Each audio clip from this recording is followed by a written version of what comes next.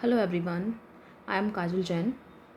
So now in this channel Commerce Hub we discuss our next topics which belongs to chapter 1, that is Introduction to Accounting.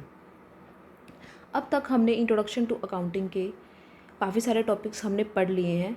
आज हम बचे हुए topics पढ़ेंगे और उसके बाद हम कुछ प्रैक्टिस क्वेश्चन करेंगे जो इस चैप्टर से रिलेटेड है. ठीक है, जिससे आपकी एक थोड़ा रिवीजन हो जाएगी कि आपने इस चैप्टर में क्या क्या पढ़ा है. तो अभी हमारे इस चैप्टर के सिर्फ 2 ही टॉपिक रहते हैं मेनली.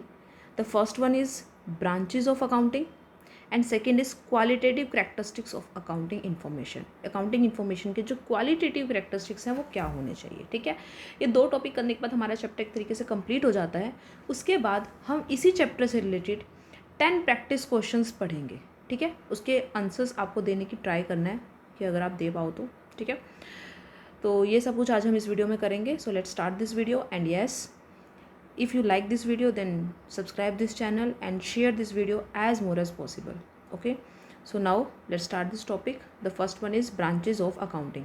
तो accounting की branches क्या होते हैं, पहले हम समझते हैं कि branches का meaning क्या हुआ for the purpose of accounting.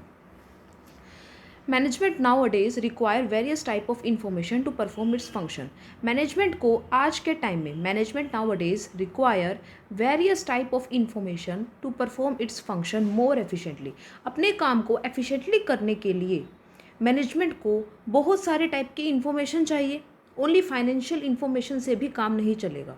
एक प्रॉपर जो कंपनी होती है, बिग कंपनीज होती है, उनको बहुत सारे टाइप की इंफॉर्मेशन चाहिए होती है to perform their functions efficiently.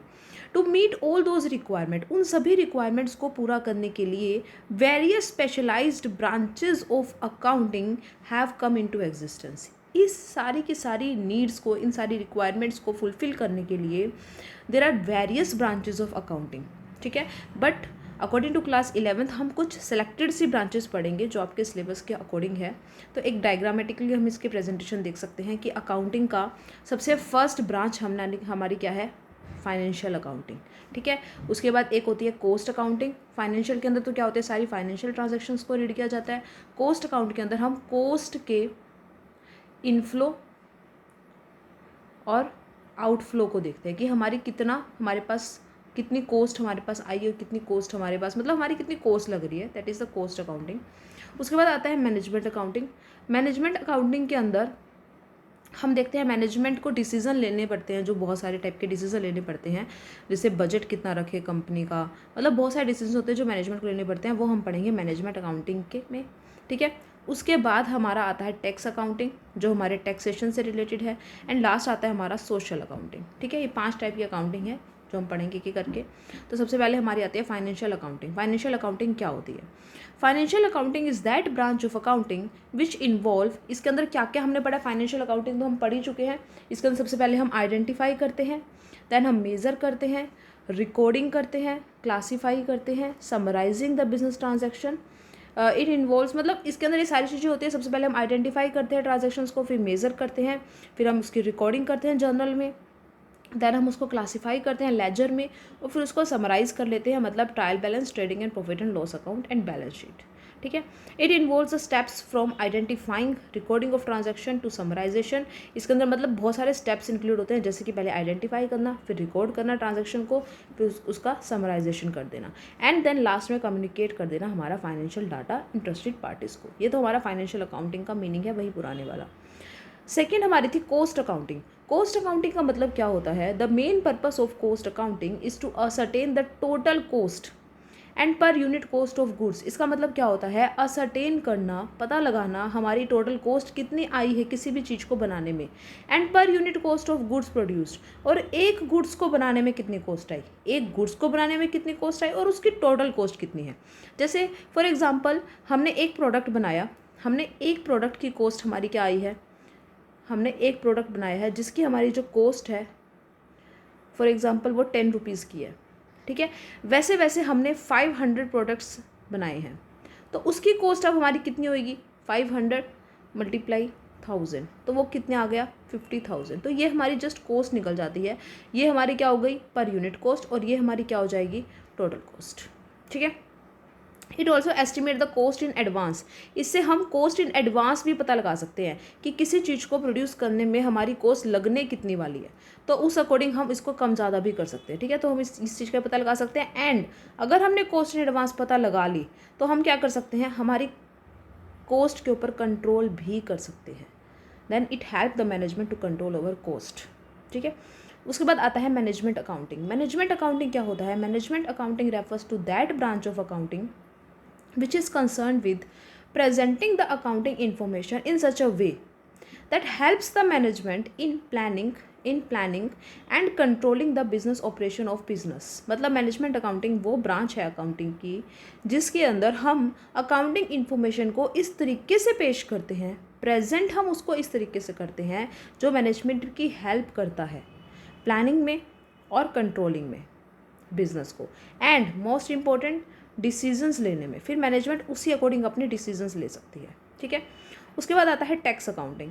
Tax accounting क्या होता है? The branch of accounting which is use for tax purpose. जो टैक्स पर्पस के लिए यूज़ की जाए वो कौन सी अकाउंटिंग हो जाएगी? Tax accounting. उसको हम बोल देंगे tax accounting that is use for tax purpose. जैसे इनकम टैक्स हो गया हमारा, जीएसटी हो गया, गुड्स एंड सर्विस टैक्स, और सभी के सभी टैक्सेस जो हैं वो इसी टैक्स अकाउंटिंग के थ्रू मेज़र किया जाता है। ठीक है, and the last is social responsibility accounting. इसके अंदर क्या होता है, देखिए इसको पढ़ते पहले हम। The society provide the infrastructure and the facilities without which business can not operate at all. ये बात हमें पता है कि जो सोसाइटी होती है वो हमें इंफ्रास्ट्रक्चर्स प्रोवाइड करती है। मान लो हमें एक बिल्डिंग प्रोवाइड करती है, हमें लैंड प्रोवाइड करती है, सोसाइटी होती है ना जो हमें इंफ्रास्ट्रक्चर प्रोवाइड करती है। ठीक है, फैसिलिटीज़ प्रोवाइड करती है सोसाइटी हमें, जिसके बिना हम बिजनेस ऑपरेट कर ही नहीं सकते। ठीक है, so the business has a responsibility to the society. तो बिजनेस की भी तो कुछ रिस्पॉन्सिबिलिटी बनी ना सोसाइटी के टूवर्ड्स। जैसे सोसाइटी ने हमें इंफ्रास्ट्रक्चर अवेलेबल करवाया, फैसिलिटीज़ दी हमें, ऐसे ही बिजनेस की भी कुछ रिस्पॉन्सिबिलिटी होती है सोसाइटी के टूवर्ड्स। तो वो क्या, कैसे, अब हम उसको कैसे पता लगाएंगे? दिस अकाउंटिंग इंक्लूड, इस अकाउंटिंग के अंदर क्या क्या चीज़ें इंक्लूड होती है? The process of identifying, measuring and communicating the contribution of business to the society. इसके अंदर हम आइडेंटिफाई करते हैं, मेजरिंग करते हैं, कम्युनिकेट करते हैं, बट फाइनेंशियल डाटा को हम नहीं करते। इसके अंदर हम क्या चीज़ देखते हैं, क्या चीज़ एनालाइज करते हैं कि बिजनेस का कितना कंट्रीब्यूशन है, बिजनेस का कंट्रीब्यूशन कितना है सोसाइटी के टूवर्ड्स, वो चीज़ हम आइडेंटिफाई करते हैं, फिर उसको मेज़र करते हैं अमाउंट में, एंड देन हम उसको कम्युनिकेट करते हैं सोसाइटी में। अब वो कंट्रीब्यूशन कैसे पता लगेगा? इट कंसिस्ट ऑफ, अब वो कंट्रीब्यूशन किस किस टाइप का हो सकता है? It consist of providing employment, लोगों को नौकरियां प्रोवाइड कर दो, एम्प्लॉयमेंट दो उन्हें। Providing financial and man power support for public program, कुछ पब्लिक प्रोग्राम हो रहे हैं तो बिजनेस, एक कंपनी का ये रिस्पॉन्सिबिलिटी है कि वो उस पब्लिक प्रोग्राम के लिए उनको फाइनेंशियली हेल्प करे, उनको मैन पावर सपोर्ट दे, मतलब अपने वर्कर्स उनको दे ताकि उनको थोड़ी हेल्प मिले। ठीक है, उनका एनवायरमेंटल कंट्रीब्यूशन कितना है कि वो एनवायरनमेंट को बचाने के लिए क्या क्या कर रहे हैं, जो कस्टमर्स है सोसाइटी में क्या उनको सेटिस्फैक्शन मिल रहा है, ये सारी चीज़ें आती है उनके कंट्रीब्यूशन में कि उन्होंने कितनी एम्प्लॉयमेंट प्रोवाइड की हमें, उन्होंने हमारे पब्लिक प्रोग्राम्स के लिए कितना फाइनेंशियली और मैन पावर हमें सपोर्ट दिया, उन्होंने एनवायरनमेंट में कितना कंट्रीब्यूशन दिया, एंड हमें सेटिस्फैक्शन कितना है उनके प्रोडक्ट से। ये सभी के सभी मॉनिटर किया जाता है सोसाइटी के थ्रू। तो वेरियस टेक्निक, बहुत सारी टेक्निक्स है जो डेवलप की गई है for measuring the cost of this contribution and benefit to the society. तो इन सभी को मेज़र करने के लिए बहुत सारी टेक्निक्स है जो यूज़ की जाती है।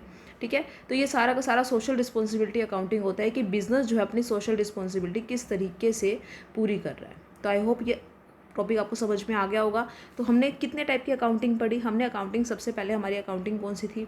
फाइनेंशियल अकाउंटिंग, जिसके अंदर हमने हमारी वही वाली प्रोसेस करी थी, सारा का सारा फाइनेंशियल डाटा हम एनालाइज करते हैं, उसको मेज़र करते हैं, आइडेंटिफाई करते हैं, एंड देन कम्युनिकेट करते हैं। कॉस्ट अकाउंटिंग में हमने क्या था पढ़ा था कि हमारी कॉस्ट ऑफ प्रोडक्ट कितनी है, कितना हमारा कॉस्ट लग रही है किसी चीज़ को प्रोड्यूस करने में, और फिर हम कॉस्ट एडवांस में ही पता कर सकते हैं जिससे हम अपने कॉस्ट पे कंट्रोल कर सकते हैं। मैनेजमेंट के अंदर क्या था कि मैनेजमेंट जो है बहुत सारे डिसीजंस लेने में हेल्प करती है मैनेजमेंट अकाउंटिंग, जिससे वो एक बहुत ही अच्छा डिसीजन ले सकती है for the company.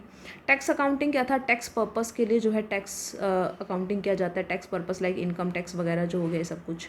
Social accounting क्या था कि बिजनेस की क्या रिस्पॉन्सिबिलिटी है सोसाइटी के टूवर्ड्स, ये सारा कुछ हमने पढ़ा है ब्रांचेस ऑफ अकाउंटिंग में। Now the next topic is qualitative characteristics of accounting information. जो अकाउंटिंग इन्फॉर्मेशन की बात हम कब से कर रहे हैं कि ये इन्फॉर्मेशन यूजर्स को प्रोवाइड करवाई जाती है, इसकी क्या क्वालिटी होनी चाहिए। क्या हम किसी भी टाइप की इन्फॉर्मेशन दे सकते हैं? No, it has a certain qualities. So हम 4 मेजर क्वालिटी आज पढ़ेंगे करेक्टरिस्टिक्स ऑफ अकाउंटिंग इन्फॉर्मेशन। सबसे पहला करेक्टरिस्टिक्स क्या रहता है, कंपैरेबिलिटी, रिलायबिलिटी, रिलेवेंस एंड अंडरस्टैंडेबिलिटी। ठीक है, रिलायबिलिटी का मतलब क्या होता है कि वो रियल होना चाहिए, डाटा फैक्टफुल डाटा होना चाहिए, ऐसे नहीं कि हम कुछ भी डाटा भेज रहे हैं। ठीक है, वो रियल होना चाहिए, दैट इज़ रिलायबिलिटी। अंडरस्टैंडेबिलिटी क्या है कि वो क्या होना चाहिए, अंडरस्टैंडेबल डाटा होना चाहिए। ऐसा नहीं है कि सिर्फ स्पेशलाइज्ड नॉलेज वाले ही, जैसे अब डॉक्टर की लैंग्वेज क्या होती है एक डॉक्टर ही समझ सकता है, लेकिन अकाउंटिंग इन्फॉर्मेशन इस तरीके से होनी चाहिए कि एक जिसको अकाउंटिंग की स्पेशल नॉलेज नहीं है उसको भी वो सारी चीज़ें समझ में आ जाए। ठीक है, रिलीवेंट डाटा होना चाहिए, मतलब कि डाटा जो है वो रिलीवेंट, मतलब अननेसेसरी डाटा नहीं होना चाहिए। ठीक है, इररिलेवेंट डाटा को हमें क्या करना चाहिए, अवॉइड करना चाहिए। ठीक है, एंड कंपेरेबिलिटी का मतलब क्या है, हमें डाटा ऐसा तैयार करना चाहिए जिसको हम इजीली कंपेयर कर सकें विद अदर ईयर। ये एक शॉर्ट फॉर्म बताएं, हम इसको रीड करेंगे अच्छे से पूरा नोट्स के रूप में। तो सबसे पहला हमारा आता है रिलायबिलिटी। तो रिलायबिलिटी क्या होता है, अकाउंटिंग इन्फॉर्मेशन जो हम निकाल रहे हैं, जो हम इंफॉर्मेशन यूज़र्स को दे रहे हैं, वो हमारी सबसे इंपॉर्टेंट चीज़ रियलाइबल होनी चाहिए। ऐसे नहीं कि हम कुछ भी इंफॉर्मेशन उठा के उन्हें दे रहे हैं, वो रियल होनी चाहिए। It means the information must be factual and verifiable. वो वेरीफाई की होनी चाहिए पहले उनके अकाउंटेंट्स ने, उनके चार्टर्ड अकाउंटेंट्स के द्वारा वो वेरीफिएबल होनी चाहिए। In other words, users can rely on the accounting information, कि जो हमारे यूजर्स हैं वो रिलाई, मतलब कि उनको ईजिली विश्वास हो जाए हमारी अकाउंटिंग इन्फॉर्मेशन पे। ऐसी अकाउंटिंग इन्फॉर्मेशन हमें उनको प्रिपेयर करके देनी चाहिए। All accounting information is verifiable. ठीक है, अब वो वेरीफाई होगी कैसे, can be verify from source document. Source document से हम उसको वेरीफाई कर सकते हैं, लाइक वाउचर्स हो जाते हैं, जो हमारे डेली वाउचर्स होते हैं ना सेल परचेज करते टाइम, वो उनको वाउचर्स बोलते हैं। ठीक है, उन वाउचर्स के थ्रू हम उसको वेरीफाई कर सकते हैं। कैश मेमोज होते हैं बहुत सारे, बिल्स होते हैं बहुत सारे, तो उनके थ्रू हम अपने ट्रांजेक्शन्स को वेरीफाई कर सकते हैं, जिससे हमारा डाटा क्या हो जाएगा, बिल्कुल रियल हो जाएगा। Hence the available information should be free from any error and unbiased. फिर जो हमारा जो इन्फॉर्मेशन होगी उसमें ना तो कोई एरर होगा और ना ही कोई बाइसनेस होगी, ना ही कोई पार्शियलिटी होगी, तो वो डाटा बिल्कुल रियल होगा। समझ में आ गया? रिलायबिलिटी से याद कर लो, रिलायबिलिटी का मतलब क्या है, रियल। ठीक है, नेक्स्ट हमारा आता है रिलीवेंस। रिलीवेंस का मतलब क्या हुआ कि अननेसेसरी डाटा हमें कलेक्ट नहीं करना। जो डाटा रिलीवेंट है, जो डाटा ज़रूरी है, हमें सिर्फ वही डाटा अपना इन्फॉर्मेशन अकाउंट्स में प्रिपेयर करना है। It means that essential and appropriate information should be easily and timely available, कि हमें जो अप्रोप्रिएट इन्फॉर्मेशन और जो असेंशियल इन्फॉर्मेशन है वही हमें अवेलेबल करवानी चाहिए हमारे यूजर्स को, वो भी timely. And any unnecessary and irrelevant information, जो भी अननेसेसरी और इररिलेवेंट इन्फॉर्मेशन होगी, should not be included in financial statements. उन्हें हमें फाइनेंशियल स्टेटमेंट्स में इंक्लूड नहीं करना चाहिए। ठीक है, उन्हें हमें फाइनेंशियल स्टेटमेंट्स में इंक्लूड नहीं करना चाहिए, यही हमने पढ़ा है। The users of accounting information need relevant information. जो यूजर्स होते हैं अकाउंटिंग इन्फॉर्मेशन के, उन्हें रिलीवेंट इन्फॉर्मेशन चाहिए डिसीजंस लेने के लिए, प्लानिंग करने के लिए और अपने फ्यूचर की कंडीशंस को प्रिडिक्ट करने के लिए। इसीलिए डाटा क्या होना चाहिए, रिलीवेंट होना चाहिए, अननेसेसरी डाटा नहीं होना चाहिए। ठीक है, रिलीवेंसी से याद रख लो कि रिलेटेड डाटा होना चाहिए, मतलब जिस चीज़ का रिलेशन ही नहीं है कोई अकाउंट्स में, वैसा कुछ नहीं होना चाहिए, रिलीवेंस डाटा होना चाहिए। थर्ड है understandability. It is very easy कि अकाउंटिंग इन्फॉर्मेशन जो भी हम प्रोवाइड कर रहे हैं, हमें उसे उस तरीके से प्रेजेंट करना चाहिए that every user is able to understand the information without any difficulty in a meaningful and appropriate manner, कि हर एक यूज़र उसे बिना किसी डिफ़िकल्टी के समझ सके और सही ढंग से समझ सके। इस तरीके से हमें अकाउंटिंग इन्फॉर्मेशन को प्रिपेयर करना चाहिए। फोर्थ आता है कंपैरेबिलिटी। कि हमारी जो इनको अकाउंटिंग इन्फॉर्मेशन होगी वो ऐसी होनी चाहिए जिसको हम इजीली कंपेयर कर सकें. It is the most important quality of accounting information. Comparability means accounting information of a current year, कि जो करंट ईयर की अकाउंटिंग इन्फॉर्मेशन है can be comparable with that of previous year. हम उसको compare कर सके प्रीवियस ईयर के साथ. Comparability enables intra firm and inter firm comparison. अगर हम कंपेरेबिलिटी कर सकते हैं तो इसका सबसे बड़ा बेनिफिट क्या है कि हम इंट्रा फर्म का मतलब क्या होता है कि हम फर्म के ही अंदर कंपैरिजन कर सकते हैं. ठीक है, फर्म टू फर्म नहीं होता ये. इंट्रा फर्म मतलब फर्म का internal comparison. And inter firm क्या होता है, firm to firm comparison.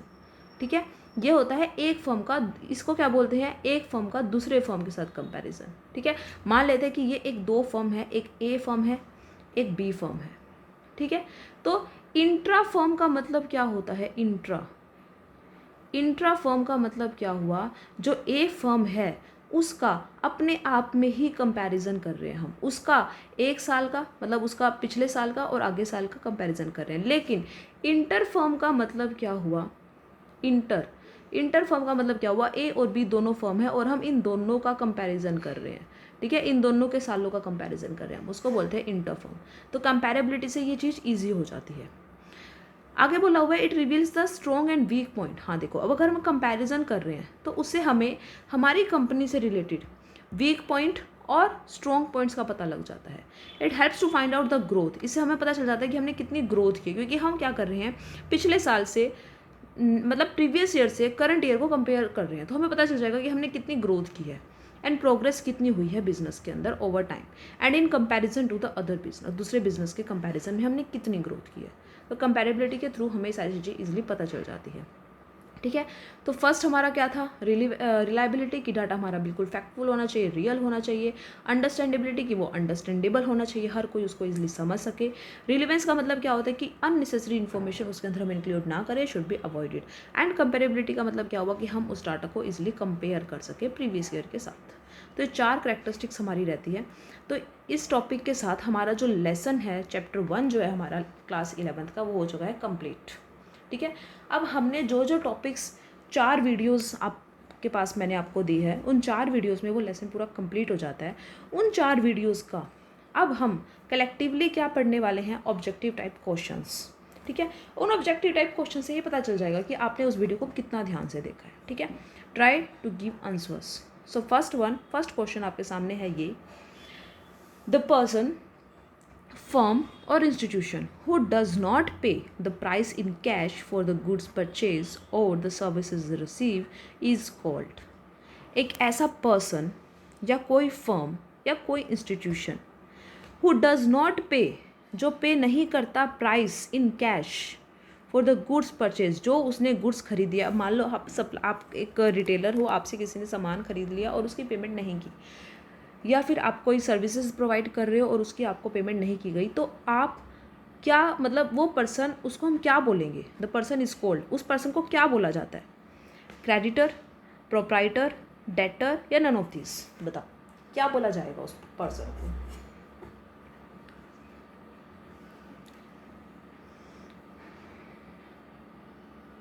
Creditor कौन होते हैं, लेनदार, जिनसे हमें पैसे लेने होते हैं. प्रोप्राइटर वो होता है ओनर, ओनर को भी हम प्रोप्राइटर कह देते हैं. ठीक है, और डेटर होते हैं हमें देने वाले.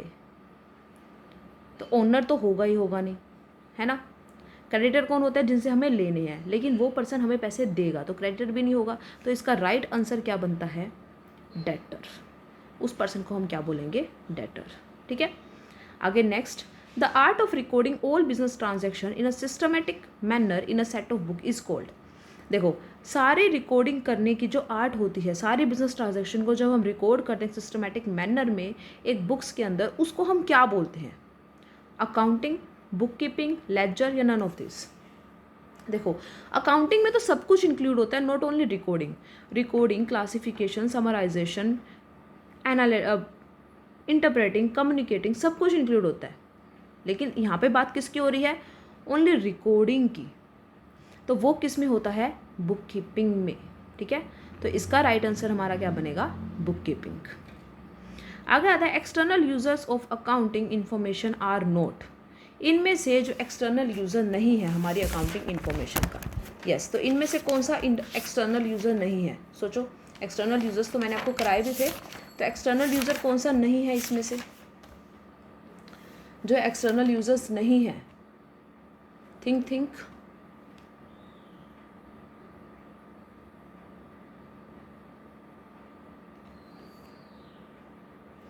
यस, देखो, जो लैंडर्स होते हैं वो कौन होते हैं? जो हमें फंड प्रोवाइड करते हैं, हमारे इन्वेस्टर्स। तो वो तो हमारे एक्सटर्नल हुए। हमें पूछा हुआ है कि कौन नहीं है हमारे एक्सटर्नल यूजर्स, ठीक है। ऑफिसर्स, एम्प्लॉयज़, पब्लिक भी हमारी एक्सटर्नल ही है। एम्प्लॉयज़ भी एक तरीके से एक्सटर्नल माने जाते हैं, क्योंकि एम्प्लॉयज़ हमारी वो सिर्फ सैलरी लेने के लिए हमारी कंपनी से जुड़े हुए हैं, ठीक है। तो ऑफिसर्स कौन होते हैं? बाहर के ऑफिसर्स, ठीक है, जैसे टैक्स कैलकुलेट करने वाले ऑफिसर्स हो गए, ठीक है, और भी बहुत टाइप के ऑफिसर्स होते हैं। वो external user of accounting information are not, जो वो नहीं होते हैं। तो ऑफिसर्स कौन होते हैं? जैसे कि हमारे CEO हो गए, हमारे बोर्ड ऑफ डायरेक्टर्स हो गए, वो हमारे ऑफिस के ही हेड है ना, ऑफिसर्स, ठीक है। तो ये सारे हमारे क्या होते हैं? इंटरनल होते हैं। फोर्थ क्वेश्चन पे आते हैं, विच of the following is not the branch of accounting? इनमें से अकाउंटिंग की ब्रांच कौन सी नहीं है? देखो, फाइनेंशियल अकाउंटिंग तो फर्स्ट ब्रांच ही होती है अकाउंटिंग की। कोस्ट अकाउंटिंग भी अकाउंटिंग की ब्रांच होती है, जिसमें हम कोस्ट को कवर करते हैं। टैक्स अकाउंटिंग भी अकाउंटिंग की ब्रांच होती है। तो बुक कीपिंग कोई ब्रांच नहीं होती अकाउंटिंग की, ठीक है। Bookkeeping is not a branch of accounting. आगे fifth question, which of the following is not the advantage of accounting? इनमें से कौन सी एडवांटेज नहीं है अकाउंटिंग की, ठीक है। कौन सी एडवांटेज नहीं है? कंफ्यूज मत होना, क्वेश्चन में हमसे पूछा हुआ है कौन सी एडवांटेज नहीं है। तो कंपैरिजन में हेल्प करती है तो बहुत अच्छी बात है, तो एडवांटेज है। लोन लेने में हेल्प करते हैं, ये भी अच्छी बात है। लीगल मैटर पे एज ए एविडेंस हम इसको दिखा सकते हैं, ये भी सही बात है। लेकिन ये हिस्टोरिकल कॉस्ट पे बेस्ड होती है, और हमने इसको लिमिटेशन में पढ़ा था कि हिस्टोरिकल कॉस्ट पे बेस्ड होना it's not a advantage, it's a limitation, क्योंकि ये हिस्टोरिकल कॉस्ट पे बेस्ड होती है, ठीक है। आगे आता है sixth question, accountancy is depend on? Accountancy जो है वो किस चीज़ पे डिपेंड करती है? बुक कीपिंग पे, अकाउंटिंग पे, बोथ ए एंड बी, या नन ऑफ द अबव? देखो, अकाउंटेंसी हमने 3 टर्म्स पढ़ी थी इससे पीछे वाली वीडियो में, बुक कीपिंग, अकाउंटिंग और अकाउंटेंसी। अगर आपको ये टर्म्स नहीं समझ में आई, आपको लिंक मिल जाएगा नीचे, आप देख लेना। तो बुक कीपिंग, अकाउंटिंग, अकाउंटेंसी की वीडियो थी, जिसमें बुक कीपिंग फर्स्ट स्टेप होता है, अकाउंटिंग सेकंड होता है जिसके अंदर बुक कीपिंग इंक्लूड होती है, एंड अकाउंटेंसी थर्ड होता है जिसके अंदर बुक कीपिंग और अकाउंटिंग दोनों ही इंक्लूड होती है। तो इसका आंसर क्या बनेगा? Both A and B. Accountancy इन दोनों से मिलके बनी है, ठीक है। सेवंथ है, recording of financial transaction are done in? Financial transaction की जो रिकॉर्डिंग होती है वो किस में की जाती है? लेजर में, जर्नल में, बैलेंस शीट में, या none of the above? Only recording हमसे पूछा, तो रिकॉर्डिंग किस में की जाती है बताओ? रिकॉर्डिंग किस में की जाती है? जर्नल में, क्योंकि लेजर में तो उसको क्लासीफाई किया जाता है, ठीक है। लेकिन रिकॉर्डिंग किस में की जाएगी? जर्नल में। विच of the following is not the qualitative characteristics of accounting information? इनमें से जो अभी हमने पढ़े इसी वीडियो के अंदर, इनमें से कौन सा कैरेक्टरिस्टिक्स नहीं है अकाउंटिंग इन्फॉर्मेशन का? रिलायबिलिटी तो होता है जिसके अंदर हम रियल डाटास को लेते हैं, अंडरस्टैंडेबिलिटी भी बहुत ज़रूरी है, कंपैरिजन भी कर सकें वो भी ज़रूरी है। यहाँ पे लिखा हुआ है रिलीवेंस, लेकिन ये क्या लिखा हुआ है? इररिलीवेंस, इसको मत भूल जाना। ये क्या लिखा हुआ है? इररिलीवेंस, कि इररिलीवेंस डाटा, ठीक है। इररिलीवेंस नहीं होना चाहिए डाटा, क्या होना चाहिए? रिलीवेंस होना चाहिए डाटा। हमें कौन सा चाहिए? रिलीवेंस। इसीलिए ये वाला ऑप्शन हमारा हो जाएगा। अगर ये इर ना लिखा होता ना तो ये ऑप्शन सही था। इररिलीवेंस डाटा नहीं चाहिए हमें रिलीवेंस डाटा चाहिए। नाइन्थ क्वेश्चन है, accounting is mainly concern with? Accounting जो होती है वो किस चीज़ से कंसर्न होती है? अकाउंटिंग का मतलब क्या होता है? आइडेंटिफाई करना, यस, ये तो सही है। मेजर भी करते हैं हम अकाउंटिंग में, यस। रिकॉर्डिंग भी करते हैं हम अकाउंटिंग में, यस। इट मीन्स इसका आंसर क्या हो जाएगा? ऑल ऑफ द अबव, ठीक है। Last question, which of the following is the most relevant accounting information for taxation authority? अगर टैक्सेशन अथॉरिटी आपकी कंपनी में आ जाती है तो उनके लिए सबसे ज़्यादा रिलीवेंट अकाउंटिंग इन्फॉर्मेशन कौन सी होगी? मतलब उनके लिए सबसे ज़रूरी कौन सी इन्फॉर्मेशन जाननी होगी? हमारी फर्म का कैश बैलेंस? नो, ये तो इतना ज़्यादा ज़रूरी नहीं है। Credit sale of the year, book value of fixed asset, या profit generated during the year? तो कौन सी इन्फॉर्मेशन होगी जो एक टैक्सेशन अथॉरिटी जानना चाहेगी कि इसकी मतलब क्या ज़रूरी है हमारे अकाउंटिंग इन्फॉर्मेशन के लिए, ठीक है। इसका आंसर मैंने आप लोगों के लिए छोड़ दिया, आप इसका आंसर मुझे कमेंट करके बताएंगे कि इसका आंसर क्या होना चाहिए। ठीक है, कमेंट करना है इसको, एक क्वेश्चन आपके लिए। ठीक है, तो ये 10 के 10 क्वेश्चन अच्छे से करना, इसको रिवाइज करना, बहुत इंपॉर्टेंट क्वेश्चन हैं ये। एंड इस चैप्टर के साथ, इस वीडियो के साथ आपका ये चैप्टर हो जाता है कंप्लीट। ठीक है, आगे हम चैप्टर 2 की वीडियोस बनाएंगे। तो चैप्टर 1 को पहले अच्छे से पढ़ो और इसके नोट्स प्रिपेयर करो। और जो मैंने आपको इन 4 वीडियोस में अवेलेबल करवाया ना, it is more than enough. I mean इससे ज़्यादा आपको लिखने की ज़रूरत ही नहीं है, इससे ज़्यादा आपको याद करने की ज़रूरत नहीं है। सिर्फ नोट्स बनाओ आपने और अपनी प्रिपरेशन स्टार्ट कर दीजिए। ठीक है, क्योंकि 11th is a base of commerce. तो अगर आप 11th अच्छे से करोगे ना, तभी आप आगे कुछ कर पाओगे। तो स्टार्ट कर दो इसको पढ़ना। ठीक है, किसी चीज़ का वेट नहीं करना, अकाउंट्स के नोट्स बनाओ और इनको लर्न करना शुरू करो, हर टर्म्स को समझो। ठीक है, और again subscribe this channel and share it.